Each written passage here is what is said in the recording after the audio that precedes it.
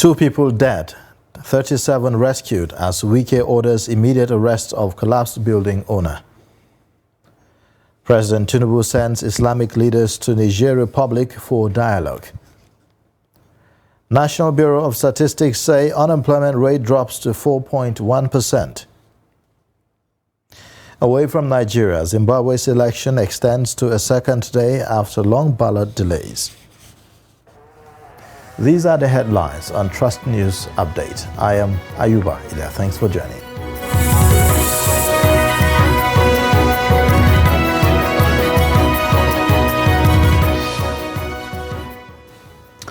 Search for survivors from the 2-story building that collapsed in Garki area of Abuja has ended, with 37 victims rescued and 2 confirmed killed in the tragedy that occurred following heavy downpour Thursday morning. Trust TV's Shafiu Suleiman speaks to some of the survivors and eyewitnesses amidst concerns over the integrity of adjoining buildings showing signs of dilapidation. The report.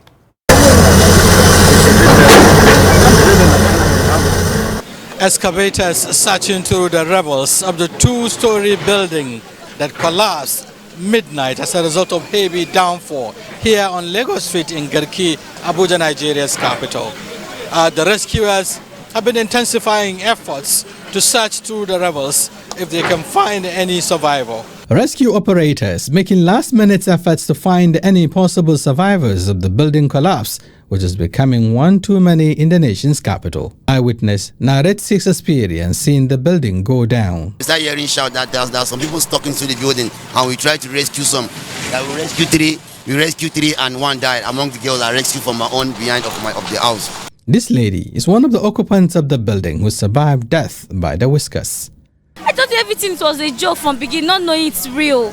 You know, I lost everything. I did not even pick anything, even one industrial machine. Even if it's my weaving machine, let me just take one, then the rest, nothing. In the usual manner of doing things at the 11th hour, the authority concerned with certifying buildings in the city is carrying out integrity tests on similar structures to avoid reoccurrence, while the FCT administration takes steps to address the challenge. Shafiu Suleiman, Trust TV News, Abuja. In the meantime, the Minister of Federal Capital Territory, Nyesom Wike, has ordered the immediate arrest of the owner of the collapsed building when he visited the scene of the incident at Gariki village in Abuja. Wike, who gave the order on Thursday, applauded the ongoing rescue efforts, saying that it was unfortunate that they woke up to the very disturbing news of the building collapse. He, however, appealed to the Permanent Secretary to make sure that funds are raised to pay the hospital bills of those who were rescued. The FCT minister said that he will take immediate action to see that the indigenous people of the village were resettled, and then the government has to plan out the area. But one government says take building plan. It is not as if government want to suffer anybody. It's to make sure that everybody is protected. Cities are planned. And to forestall this kind of building without ask that we must identify the owner of this. It's very, very important. The government, of course, will take over the areas and need to know so that we will discourage that. And I want all the stakeholders here to please work with government. It is in the interest of everybody. Member of Ghana that has supported us to rescue not more than 32 lives. The opportunity for the 2 I will work with the Permanent Secretary to make sure that funds are raised to pay the hospital bills of those who are rescued, so that we don't want to hear any other one person that are hostile, and that should be done immediately.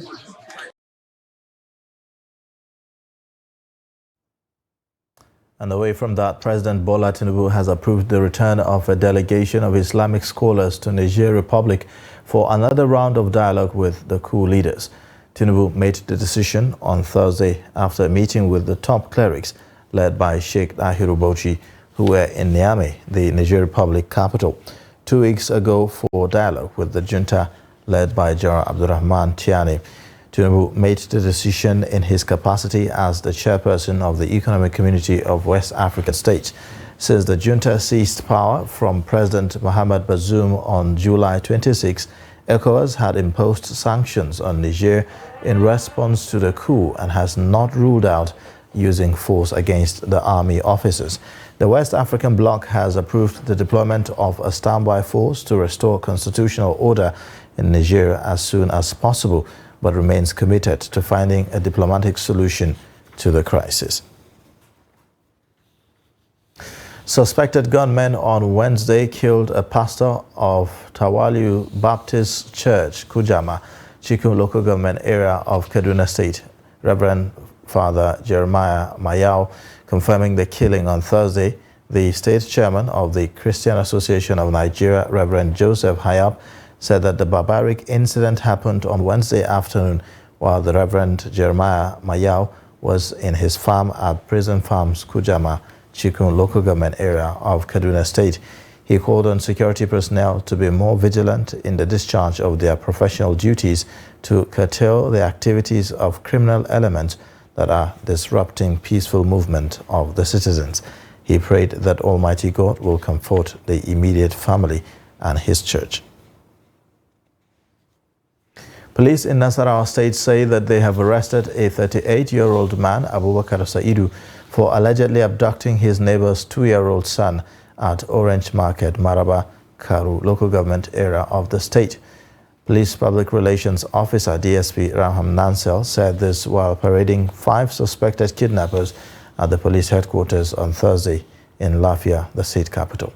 The report. The 2-year-old boy was said to have been missing for 2 weeks and all efforts to trace the victim failed. Reports indicate that the suspected abductors demanded a ransom of 2,500,000 naira before they could release their victim, but were arrested in the process of negotiating the ransom. A comprehensive investigation was carried out, which led to the arrest of Abubakar Saidu, who happens to be the neighbor of the father of the missing child. Upon interrogation, he confessed to have conspired with 4 others to perpetrate the crime.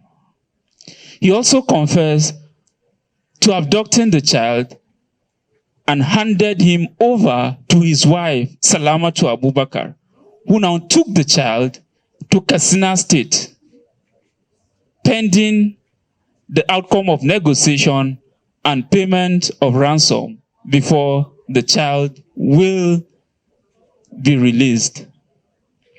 But upon the arrest, Salamatu was also trailed and arrested, where the child was rescued and reunited with his parents. I was arrested for stealing a 2-year-old boy. I needed money, and after I succeeded in stealing the child, I demanded for 2 million naira ransom. I handed over the child to my wife for safekeeping. I have no reason for keeping the child because the parents are my neighbors, and I regretted my action for stealing the child.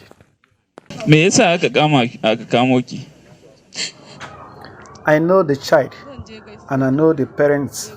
They are my neighbors. I am ashamed of myself for taking part in the abduction of the child. My husband handed over the child to me, and I took him to Katsina State for safekeeping, pending when they would pay the 2 million ransom. I gave birth to children, but all of them are dead.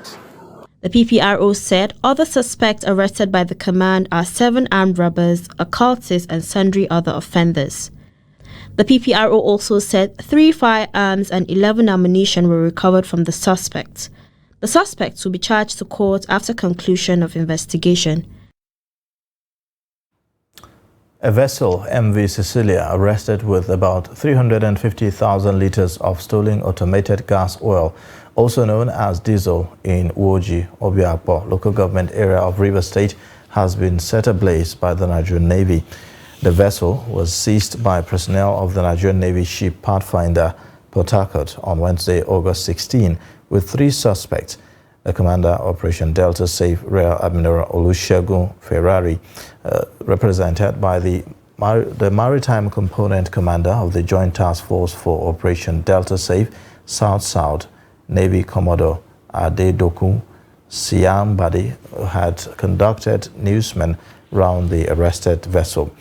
Ferreira said that the vessel, which has not been put into use for 2 years, was used as a storage tank for illegally refined products. He said as part of efforts to actualize the mandate of the Operation Delta Safe, the commander JTF, South-South of Operation Delta Safe, directed the NNS Pathfinder, based on credible intelligence, to conduct a covert operation in the area, which led to the arrest. He stated that the vessel has the capacity altogether, including the fuel and water capacity, of about 350,000 litres. Adamawa State government has vowed to prosecute any person found guilty of diverting food items meant to cushion the effects of fuel subsidy removal in the state. Governor Ahmadu Umaru Fintiri in Yola gave the warning while inaugurating the State Palliatives Coordination and Distribution Committee. Salis Lawan reports that before the inauguration of the Palliatives Committee, there were calls for food assistance from across the state. The report.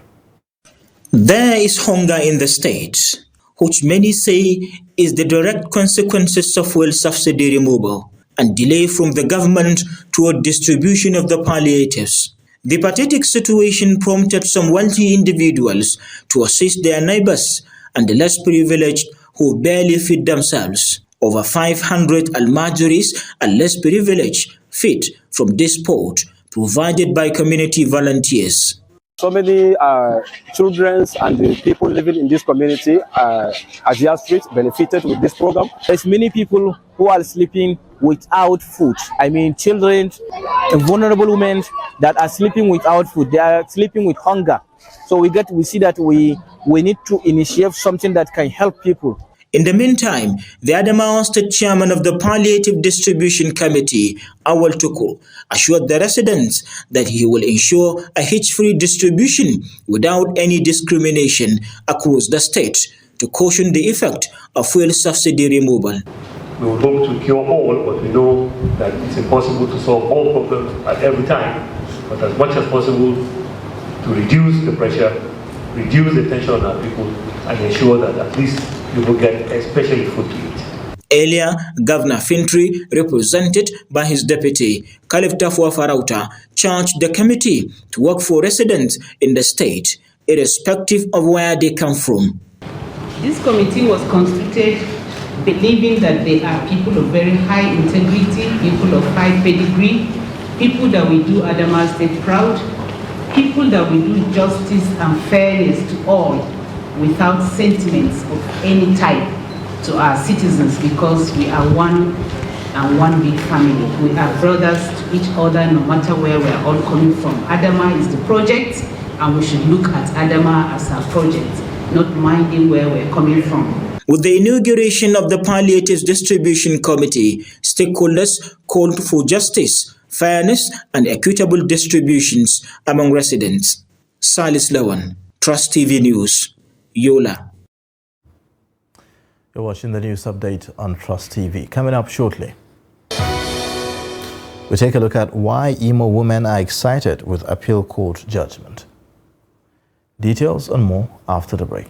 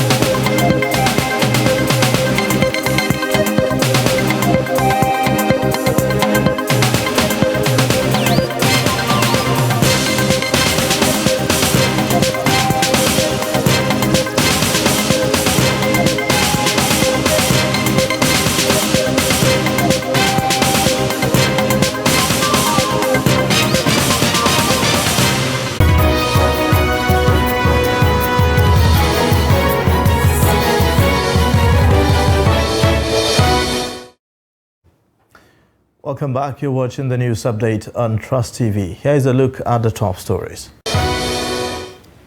2 persons dead, 37 rescued as Wike orders immediate arrest of collapsed building owner. President Tinubu sends Islamic leaders to Niger Republic for dialogue.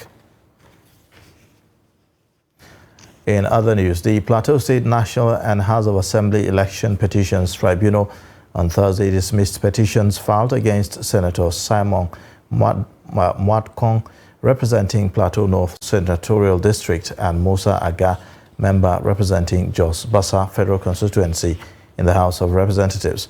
Senator Mwatcong and Aga are members of the People's Democratic Party, PDP. Ado Musa reports.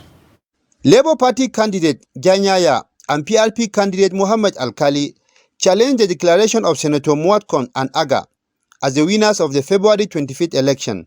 They hinged their petition on lack of internal democracy and overvoting during the elections.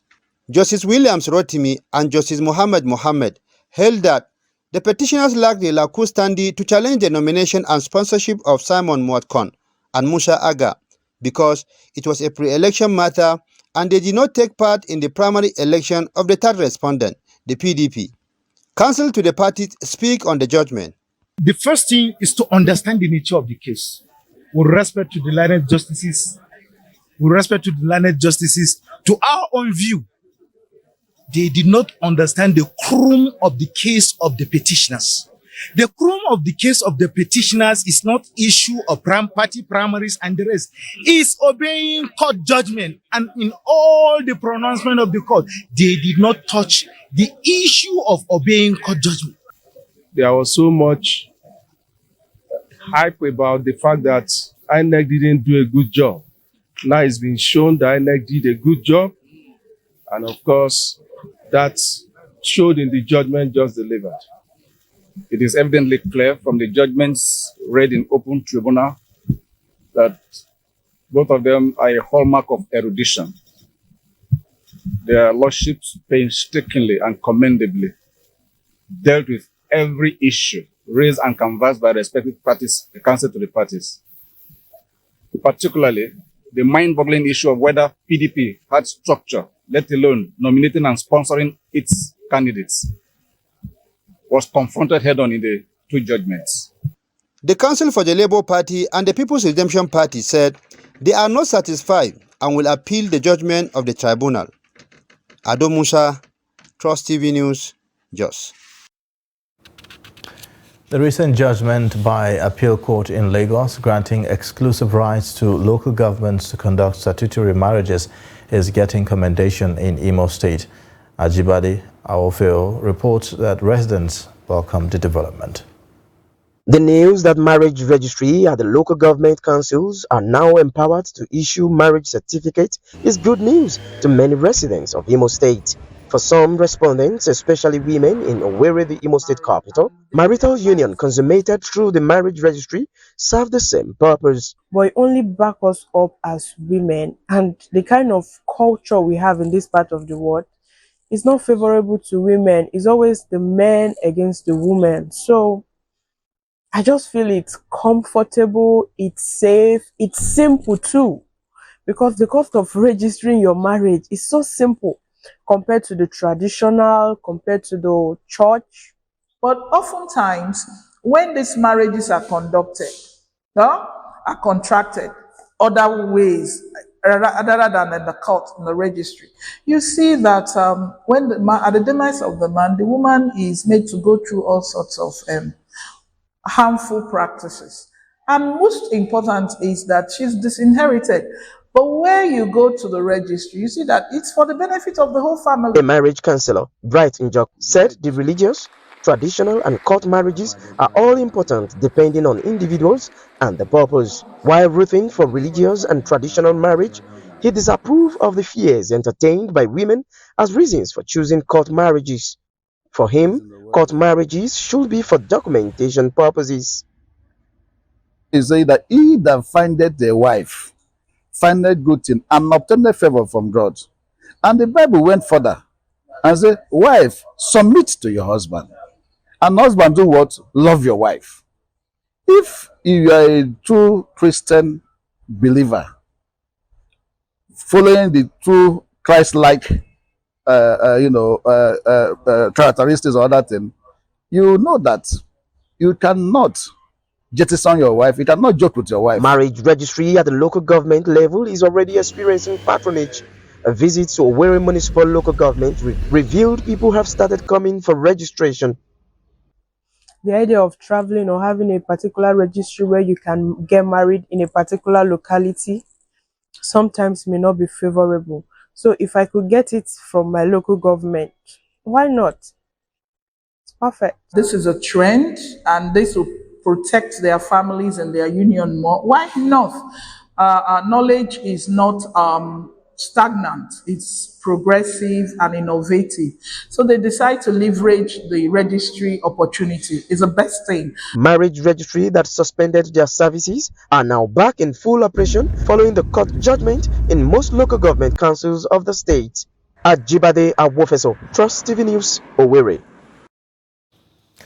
The National Bureau of Statistics has stated that Nigeria's unemployment rate is 4.1% in the first quarter of 2023.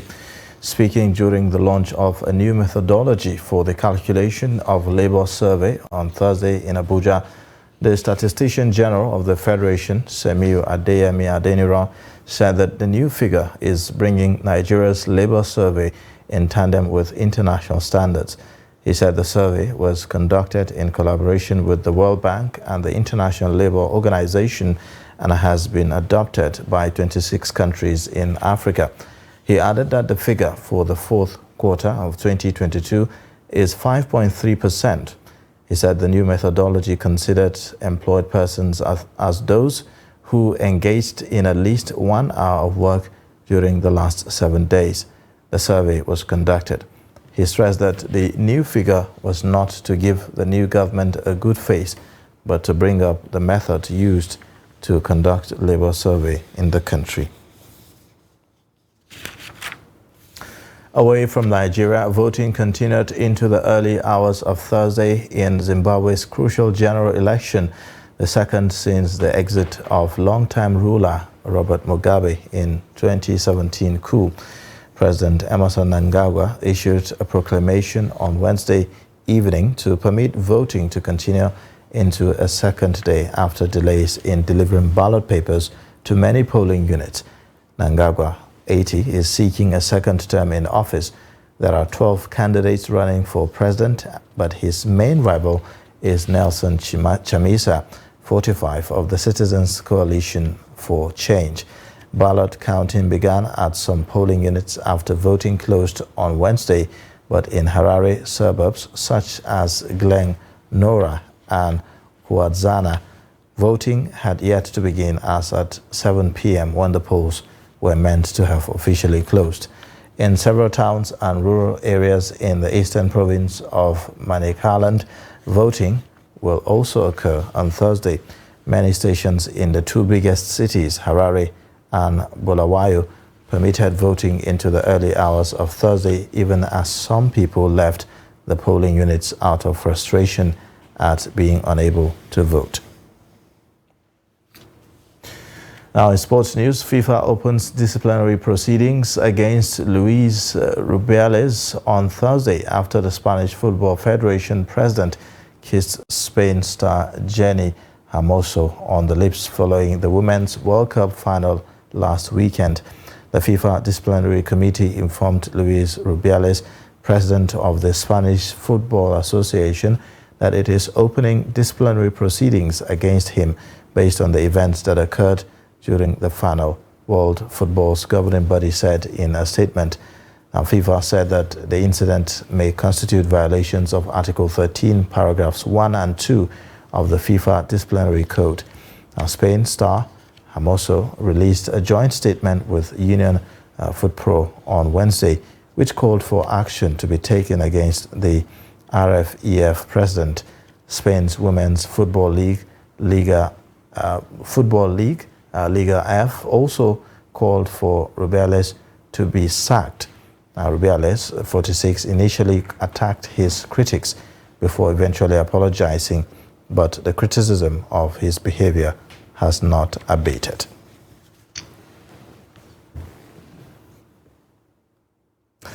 And that wraps it up for the news update. You can watch more via all our social media platforms and also on our YouTube live stream.